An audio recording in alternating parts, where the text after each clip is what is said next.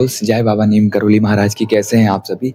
यार, आज का जो समय चल रहा है, जो ये मॉडर्न एरा चल रहा है, जहाँ पे हम ट्विन फ्लेम पाथ पे, डिवाइन पाथ पे, स्पिरिचुअल पाथ की बात करते हैं, ठीक है? बट क्या होता है ना, मोस्ट ऑफ द लोगों के साथ यही उनको नहीं पता होता है कि वो अवेकनिंग के पाथ पे हैं या वो 3D वर्ल्ड के पाथ पे हैं, मतलब किस पाथ पे हैं। अब यार, डिफरेंशिएट करना आज के समय पे ना काफ़ी ज़्यादा मुश्किल हो गया है। क्यों? क्योंकि एक तो देखो, चीज़ें इतनी ज़्यादा आजकल हाइप में हैं, ठीक है? चीज़ें इतनी ज़्यादा क्रिएट की जा रही हैं, अपने तरफ से जो भी चीज़ें आ रही हैं, हर चीज़ें लगा दी जा रही हैं, इस वजह से पता करना काफ़ी मुश्किल हो गया है।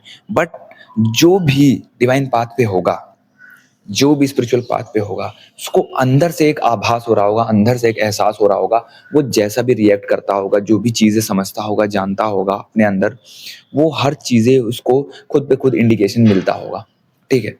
अब कैसे पता करें? देखो, 3D वर्ड और स्पिरिचुअल पाथ कोई अलग चीज़ नहीं है, दोनों एक ही चीज़ है। कैसे? यार देखो, जब तक ये ह्यूमन बॉडी है ना, जब तक ये ह्यूमन बॉडी है, तब तक आप ह्यूमन बॉडी में कई सारी चीज़ें एक्सपीरियंस करोगे। उसमें सुख, दुःख, खुशी, दुखी, ठीक है? हैप्पीनेस, सैडनेस और मतलब कई सारे इमोशंस हैं। लो हम बेसिकली क्या होता है, वाइब्रेशनल जो चीज़ें होती हैं हमारे अंदर, जो वाइब्रेशनल वाइब्रेशंस होते हैं इमोशंस के, उसको ज़्यादातर फ़ील करते हैं। जैसे लोवेस्ट वाइब्रेशन में हम डिमोटिवेटेड रहते हैं, ठीक है? हमारे अंदर काम करने के लिए बहुत ज़्यादा आलस रहता है। बट वहीं जब हम वाइब्रेशनली हाई होते हैं, तब क्या होता है? तब हमारे अंदर एक मोटिवेशन होता है, चीज़ें ऑटोमेटिक अट्रैक्ट करते हैं अपनी तरफ, ठीक है? और हम कुछ चीज़ों के लिए खुद पे खुद एक्शन ओरिएंटेड हो जाते हैं। तो सारा गेम वहाँ वाइब्रेशंस का हो जाता है। तो जो स्पिरिचुअल पाथ है, जो अवेकनिंग का पाथ है, वो कोई बहुत अलग चीज़ नहीं है कि जब आप अवेकनिंग के पाथ पे होगे तो सारी चीज़ें छूट जाएँगी। या देखो, क्या होता है ना, कभी-कभी ऐसा होता है कि सबके साथ एक बार इनिशियल फेज़ में होता ही होता है कि लोग छूटते ही छूटते हैं, जो उनके साथ के लोग होते हैं, उनके करीबी लोग होते हैं, ठीक है? या तो देखो, रिश्ते टूटते हैं, ठीक है? दोस्ती पुरानी जो भी होती है टूट जाती है। बेसिकली जो भी हमारी ओल्ड आइडेंटिटी होती है ना, वो पूरी तरीके से ब्रेक डाउन हो जाती है। बट नया नहीं मिल पाता है, या यूँ कह लें कि नया वाला हमें पता नहीं है कि कैसा होगा, क्या चीज़ें करनी है। तब हम बहुत ज़्यादा स्टक रहते हैं, कन्फ्यूज़ रहते हैं, ठीक है? बहुत ज़्यादा क्लैरिटी लैक करते हैं, ठीक है? इसी की वजह से जो है हम बहुत ज़्यादा चीज़ों में कन्फ्यूज़ हो जाते हैं और वीडियोज़ की तरफ ज़्यादा अट्रैक्ट होते हैं। क्योंकि हमारे पास खुद का कुछ नहीं है अंदर, खुद की चीज़ कुछ नहीं है। अब सामने से कई बारी वीडियोज़ के थ्रू हेल्प भी मिल जाती है, कई बारी हमारे कन्फ्यूजन्स भी, डाउट भी क्लियर हो जाते हैं। बट सिमिलरली हमें बहुत सारी चीज़ें कन्फ्यूजन में डाल भी देती हैं। अब कन्फ्यूजन में डालने का मतलब ये है कि कई बारी हम जो है एक अलग सिनेरियो का वेट कर रहे होते हैं, ठीक है? कई बारी चीज़ें एक अलग तरीके से काम कर रही होती हैं, बट हम सोच अलग तरीके से रहे होते हैं, हमारा एक्सपेक्टेशंस बहुत अलग होता है। ऐसी-ऐसी चीज़ें होती हैं।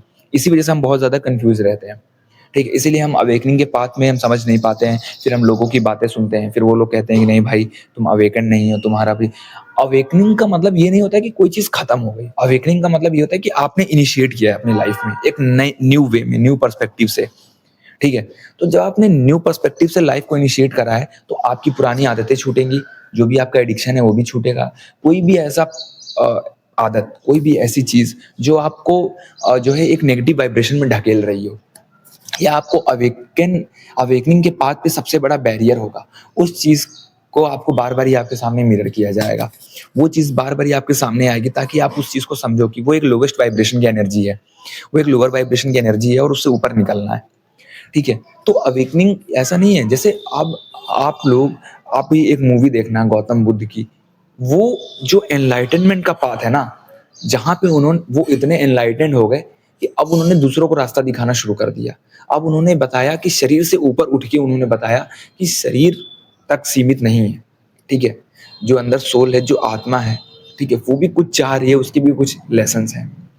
तो यार देखो, अवेकनिंग कभी भी ऐसा नहीं होगा कि आप प्रॉपर अवेकन हो जाओगे, तभी आपका पर्सन आएगा, यूनियन होगा, या यूँ कह लें कि तभी आप एक एनलाइटनमेंट की तरफ बढ़ोगे। जो ह्यूमन एक्सपीरियंसेस होते हैं ना हमारे अंदर, जैसे एक dark night of the soul, एक इनिशियल फेज में एक बंदा स्पिरिचुअल पाथ पे आने से पहले इंसान dark night of the soul से गुजरता है। मतलब मैं सबकी बात नहीं कर रहा हूँ, बट मोस्ट ऑफ द लोग जो है इस पाथ से, इस फेज से गुजरते ही गुजरते हैं। वो एक सोल शॉक होता है, उनके जीवन का, जहाँ पे वो एक मौत को टक्कर से छू के वापस आते हैं, ऐसा वाला सिनेरियो हो जाता है, ठीक है? तो यार देखो, अवेकनिंग का मतलब ये नहीं है कि एक अलग ही हमने दुनिया बना दी अवेकनिंग की। यार एक कोई अलग ही वर्ल्ड होगा उसमें या दूसरे दुनिया के लोग, ऐसा-ऐसा बहुत सारी चीज़ें, बट ऐसा नहीं होता है। अगर हमें पैसे कमाने हैं, अगर हमारे पास चीज़ें चाहिए हमें, तो उसके लिए पैसे कमाने पड़ेंगे, ठीक है?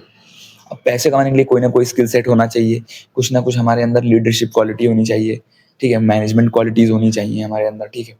या कोई डिसिप्लिन या कुछ भी ऐसी चीज़ जो हमें उठा दे, मतलब हमारे वो बेसिकली हमारे इंटरेस्ट से जुड़ी हो, हमारे पर्पस से जुड़ी हो, ठीक है?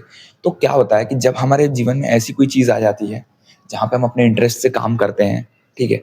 तब वहाँ पे ऐसा कोई मुद्दा ही नहीं रह जाता है।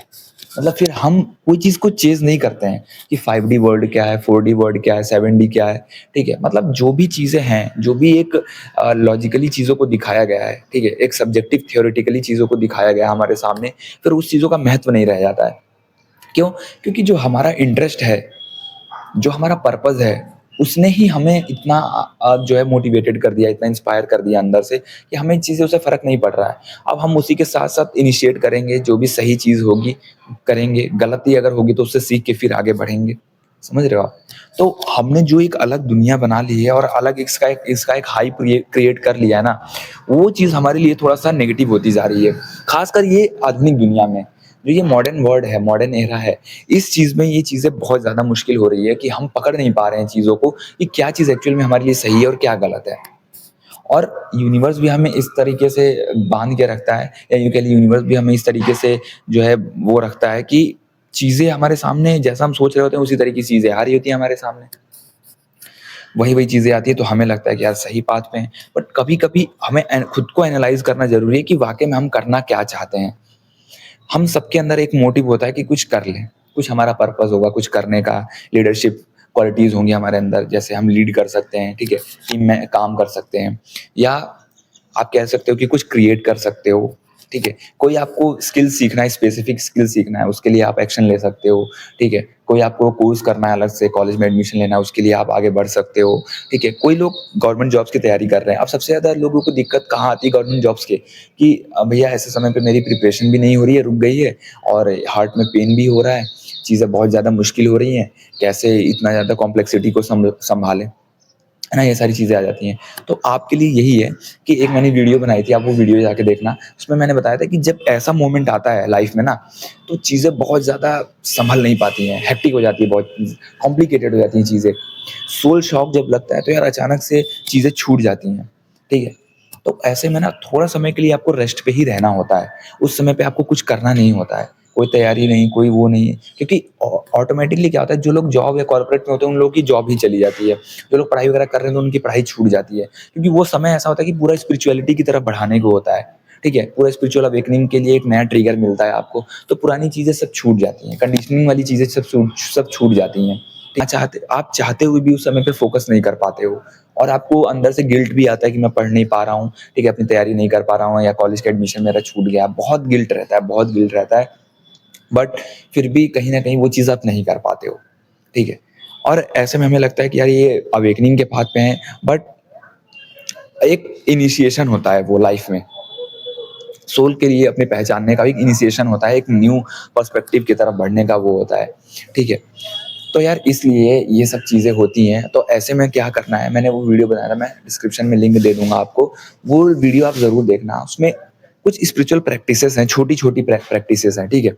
वो चीज़ें जब आप करने लगते हो तो आप, क्या होता है आपके अंदर एक बैलेंस आता है। तो जब बैलेंस स्टेट आता है आपकी लाइफ़ में, तब आप थोड़ा-सा चीज़ों में फ़ोकस कर पाते हो। सपोज़ करो पहले आप 99% अपने काम में देते थे, बट इस समय के बाद आप 40-30 पे ही आ गए हो, या यूँ कह लो कि 0 पे आ गए हो, ठीक है? तब क्या होगा आपको, जब आप ये छोटी-छोटी स्पिरिचुअल प्रैक्टिसेस करोगे, तब आपके साथ क्या होगा ना कि आपके जीवन में एक मोमेंटम आएगा। आपकी लाइफ में जब एक मोमेंटम आएगा, तो उस मोमेंटम से आपको एक न्यू एनर्जी मिलेगी, और न्यू एनर्जी से आप फिर वो चीज़ें करनी शुरू कर देते हो। अगर वो चीज़ें नहीं भी होती हैं, आपको नहीं भी करनी होती हैं, तो आप कुछ ऐसा सीखते हो, कुछ ऐसा करते हो जो आपकी ग्रोथ के लिए बहुत ज़्यादा इम्पोर्टेंट होता है, और वो ग्रोथ में आपके लिए बहुत ही ज़्यादा हेल्पफुल भी होता है। तो ज़रूरी ये है कि ऐसे मोमेंट पे, ऐसे समय पे हम अपने आप को किस तरह से सँभाले रखे हैं, ठीक है? तो यार उस समय पे ज़्यादा एक्सपेक्टेशंस नहीं बनानी है। उस समय पे ज़्यादा एक्सपेक्टेशंस के साथ नहीं चलना है, क्योंकि यार एक्सपेक्टेशंस बहुत ब्रेक होती हैं उस समय पे, ठीक है?